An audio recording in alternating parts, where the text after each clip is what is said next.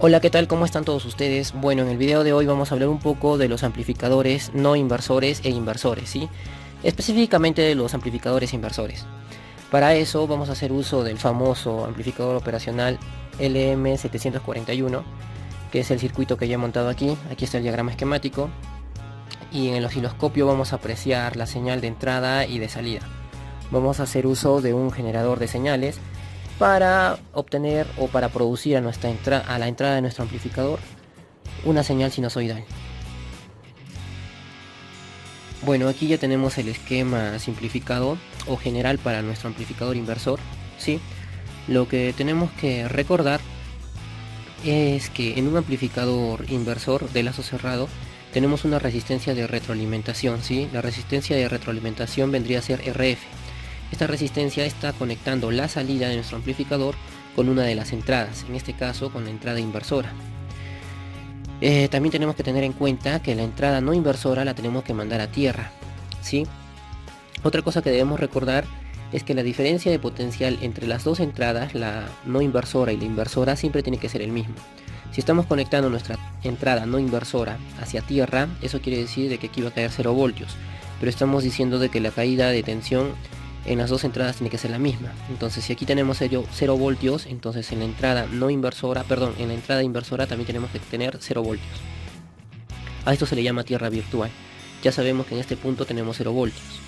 Entonces, a esta entrada inversora también le vamos a conectar lo que es nuestra señal, la señal que deseamos amplificar o la señal de entrada, ¿sí?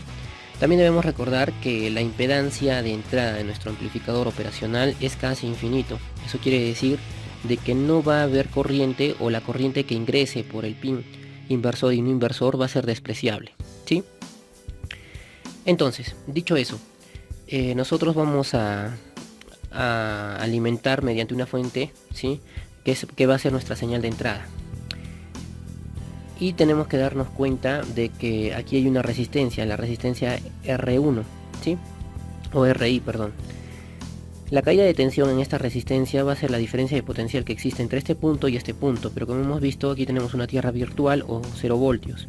Eso quiere decir que en nuestra resistencia la caída de tensión va a ser la misma que nuestra señal de entrada, ¿sí? Listo. La corriente va a tener el sentido siempre de más a menos, ¿verdad? Como acá tenemos un potencial mayor que en este punto, entonces la corriente va a fluir en esta dirección. ¿Por qué no va a ingresar a nuestro pin inversor? Porque hemos dicho de que la impedancia de entrada del amplificador es muy grande, ¿sí? Entonces la corriente va a seguir el trayecto por la resistencia de retroalimentación, que es RF. Ya, la diferencia de potencial que va a haber en nuestra resistencia RF, ya que tiene este sentido la corriente, va a ser el voltaje que hay en la tierra virtual menos el voltaje de salida. Este es el voltaje de salida de nuestro amplificador operacional, ¿sí? Entonces, como la corriente en este punto y en este punto va a ser la misma, ya que las resistencias están en serie, nosotros podemos aplicar la ley de Ohm y de allí despejar o encontrar la corriente y reemplazar, ¿no? Entonces, para la primera resistencia, que es R1, aplicamos la ley de Ohm y obtenemos de que la corriente va a ser igual a la señal de entrada sobre la resistencia I. Mientras que para la resistencia F, ¿sí? Vamos a tener también una diferencia de potencial, como ya habíamos dicho, y todo dividido entre la resistencia F, ¿sí? Igualamos las corrientes y de allí podemos despejar lo que es el voltaje de salida. Al final obtenemos que el voltaje de salida va a ser la relación entre la resistencia F sobre la resistencia I multiplicado por la señal de entrada, pero negativo. Eso quiere decir, o nos está demostrando, de que la entrada de nuestro amplificador vamos a tener una señal, ¿sí?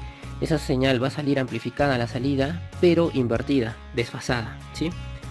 O con signo contrario, como se le podría decir. Entonces el voltaje de salida finalmente vamos a obtener lo que es la resistencia F sobre la resistencia R multiplicada por la señal de entrada, pero con signo negativo. Ahora, nosotros sabemos que la ganancia en un amplificador siempre es el voltaje de salida sobre el voltaje de entrada. Entonces a eso se le llama ganancia de lazo cerrado. En este caso nuestra ganancia de lazo cerrado va a ser la relación que va a haber entre las resistencias RF y RI, ¿sí? pero con signo negativo, como habíamos dicho. Si nosotros colocamos como ejemplo voltajes de entrada de 2 y de 1 voltio, aquí he hecho un pequeño cálculo, sabemos que la relación de nuestras resistencias es la ganancia en lazo cerrado, ¿sí? La ganancia siempre va a ser de menos 10 para los dos casos. El voltaje de salida, como tenemos una ganancia de menos 10, si le colocamos 1 voltio, el voltaje de salida va a ser la ganancia por el voltaje de entrada, ¿sí? Eso quiere decir de que el voltaje de salida va a ser de menos 20 voltios, ya que tenemos que invertir la señal, ¿sí? Y si lo alimentamos con 1 voltio, como la ganancia es menos 10, el voltaje de salida va a ser menos 10 voltios, ¿sí? Entonces ahora vamos a ver el circuito y en el osciloscopio vamos a apreciar cómo se comporta la señal de entrada y la señal de salida. Bueno, entonces aquí ya tenemos implementado nuestro circuito en este pequeño protoboard. Sí, no se aprecia muy bien, pues por lo que estamos utilizando las ondas, los dos canales del osciloscopio. Sí, pero este es el diagrama esquemático y es lo que importa. Estamos utilizando una fuente simétrica que la estoy obteniendo de una fuente switching, que es la que está aquí. Sí, estamos alimentando el amplificador operacional con más 12 voltios y menos 12 voltios. Como fuente de entrada o señal de entrada vamos a utilizar una señal sinusoidal, ¿sí? La cual vamos a obtener de este generador de funciones que tenemos aquí. Estamos viendo de que el voltaje pico va a ser de 1 voltio, ¿sí? Y la frecuencia va a ser de 500 kHz aproximadamente. Bueno, como ya les había dicho, esa va a ser nuestra señal de entrada, la cual la vamos a mandar o enviar hacia nuestro amplificador operacional, ¿sí? Mediante la resistencia RI, que va conectada al pin inversor, ¿sí? Mientras que el pin no inversor lo conectamos a tierra directamente. Luego estamos haciendo uso de la resistencia de 10K, que es la resistencia de entrada, y la resistencia de retroalimentación, que es de 100K, ¿sí? Podemos ponerle una resistencia de carga, en este caso en nuestro circuito o en el circuito que he implementado no le estoy colocando. Bueno, después de haberlo implementado podemos ver en el osciloscopio el comportamiento de nuestro amplificador, ¿sí? La onda de color celeste es la señal de entrada, mientras que la onda de color amarillo es la señal de salida.